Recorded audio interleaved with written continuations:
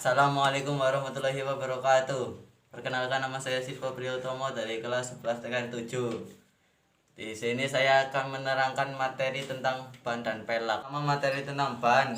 Kendaraan berjalan di atas ban yang terisi udara bertekanan. Ban adalah bagian kendaraan yang bersentuhan langsung dengan permukaan jalan. Ban-ban ini berputar pada permukaan jalan dan tenaga mesin ditransfer melalui ban. Ban juga berfungsi sebagai peredam untuk memperlembut kejutan dari permukaan jalan dan menambah kenyamanan berkendaraan. Ban kendaraan dapat dibagi menjadi ban bias, radial, tubeless tanpa ban dalam. Ban ini dibuat dengan lapisan serat arah miring, memiliki tapak tread dengan daya yang benturan. Ban adalah material yang menutupi velg dan berfungsi untuk menyediakan bantalan kendaraan antara ban yang bersentuhan dengan permukaan jalan aspal. Ban merupakan suatu wadah yang isikan udara yang berfungsi menopang beban dari muatan kendaraan dan barang yang ada di kendaraan tersebut. Berikut adalah penjelasan tentang pengertian ban yang dimulai dari fungsi penggunaan ban. Fungsi kegunaan dasar ban adalah memiliki daya cengkram yang kuat, kemudian untuk dikendalikan oleh pengendara, dan bantalan ban untuk peredam getaran pada kendaraan tersebut. Tujuannya adalah untuk menjaga keselamatan, kenyamanan, dan ketahanan pada komponen ban mobil saat berkendara. Berikut adalah penjelasan 4 fungsi dasar ban dalam. Fungsi dasar ban: 1. Untuk menahan beban. Pada dasarnya ban bertujuan untuk menanggung beban muatan kendaraan beserta juga penumpangnya. Selain itu, ban akan terpengaruhi oleh tekanan angin yang di dalam ban tersebut. Angin pada ban tersebut akan berfungsi menampung beban kendaraan dan muatan yang ada di dalam kendaraan tersebut. Oleh karena itu, memeriksa tekanan angin itu sangat penting karena membawa beban yang berat, khususnya untuk perjalanan yang jauh. 2. Daya pengereman kuat. Ban memiliki jenis yang berbeda-beda pada kembang bannya. Hal itu berkaitan dengan kinerja pengereman pada ban yang berasal dari tenaga mesin. Ketika ban mulai berjalan, mengerem, atau memarkir kendaraan, ban harus memiliki daya cengkram yang kuat untuk pengereman kendaraan, karena ban satu-satunya bagian kendaraan yang bersentuhan dengan jalan. 3. Mudah dikendalikan. Ban harus mudah dikontrol oleh pengendara karena tindakan menyetir dan mundur ditentukan oleh ban tersebut. Dalam mengontrol mobil saat berkendara, ban merupakan komponen yang sangat penting karena kemampuan untuk kestabilan dan berkendara sangat ditentukan dari performa ban itu sendiri. Jika performa ban itu kurang baik, maka kestabilan saat berkendara juga kurang nyaman dan dapat menjadi kecelakaan. Begitupun sebaliknya, kalau performa ban bagus, maka kestabilan berkendara akan lebih baik, dan fungsi tersebut untuk antisipasi kecelakaan yang bisa terjadi kapan saja. 4. Peredam getaran pada kendaraan. Fungsi dasar ban terakhir adalah untuk meredam getaran atau guncangan pada kendaraan tersebut. Pada umumnya, ban memiliki tipe yang berbeda, yaitu tipe radial dan bias. Kedua tipe ini memiliki perbedaan yang berpengaruh pada peredam atau guncangan di jalan yang tidak rata sebelum akhirnya diredam lagi oleh suspensi. Karena rata-rata ban dibuat menggunakan bahan 50% karet elastis dengan tekanan angin di dalamnya. Fungsi angin tersebut juga sebagai peredam yang guncangan atau getaran pada kendaraan di waktu perjalanan. Tipe radial cenderung lebih baik untuk meredam getaran atau guncangan daripada tipe ban bias. Konstruksi dasar ban. Pada umumnya, dasar ban memiliki terdiri dari 2 jenis konstruksi, yaitu jenis radial dan bias. Dalam artikel ini akan dijelaskan pengertian ban tentang konstruksi ban. Berikut adalah penjelasan 2 jenis konstruksi tersebut.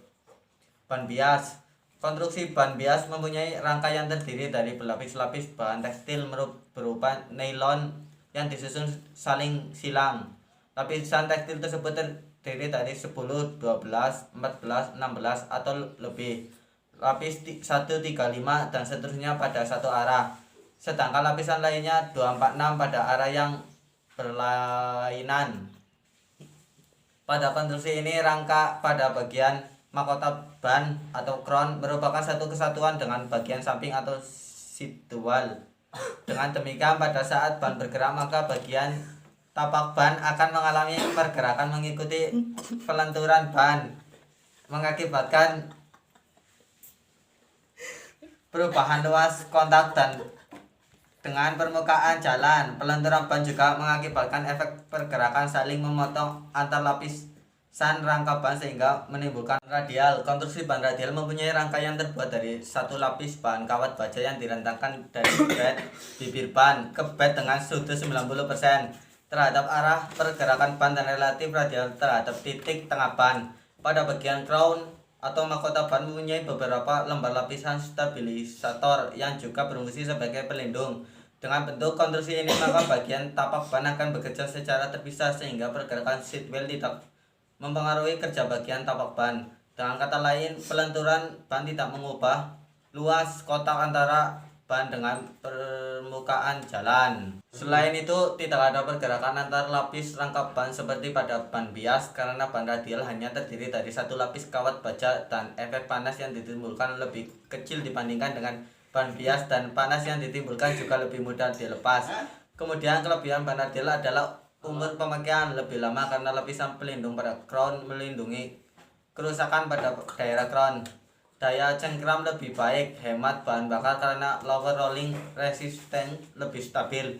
Ban tidak mudah panas atau running color dan mudah diperbaiki saat ban bocor.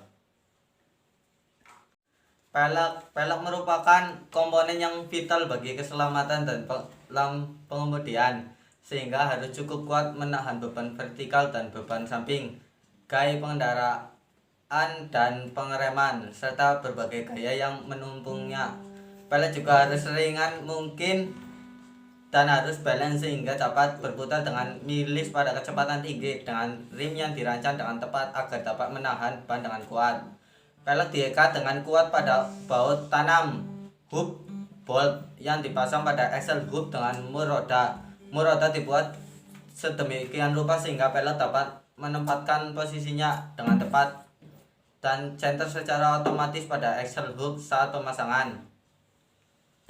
Tipe pelek dapat dibedakan menurut metode pembuatan dan bahannya. Ada dua tipe, yaitu umumnya digunakan sekarang, yaitu baja press dan campuran besi tuang atau cast lead alloy. Satu, pelek baja press. Pelek tipe atau pressed steel disc well ini terdiri atas rim yang dilas ke disc. Disc dibuat dari lembaran baja uang di press. Konstruksi seperti ini mudahan untuk diproduksi dalam jumlah yang banyak. Pada umumnya mobil menggunakan tipe ini karena tahan lama dan kualitasnya merata. Dua, pelek dari bahan campuran besi tuang.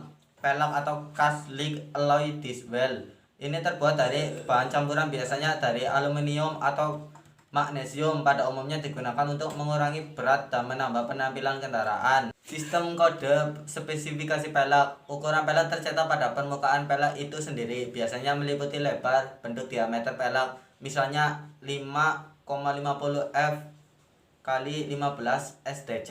Keterangan 5,50 lebar pelek atau dalam inci, f bentuk flange pelek, 15 diameter pelek atau dalam inci, SDC tipe rim. Sekian, wassalamualaikum warahmatullahi wabarakatuh. SMK bisa, TKRO, disiplin, komitmen, kompeten. Bunda Satria Jaya.